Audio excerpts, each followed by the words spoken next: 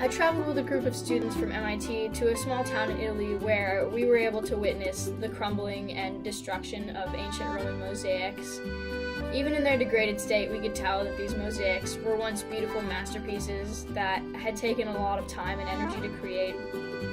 Our group was allowed to make our own batch of mosaics using the materials that the Romans had once used, and we were all taken aback by how much effort and planning went into making these creations.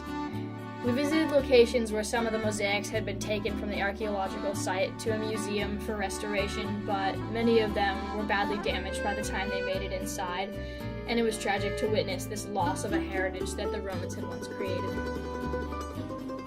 My team and I decided to take on the task of studying what was causing the destruction of these mosaics.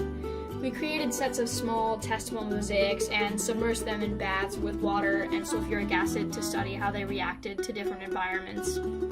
After soaking, our mosaics were pulled from their baths and observed. We could immediately tell that the liquid had a largely negative impact on the structure of these mosaics, and some of them were already starting to fall apart. We began cutting our mosaics to reveal the interface between the marble tiles and the cementitious mixture, and we could visibly identify the increased porosity of the insides of the mosaics.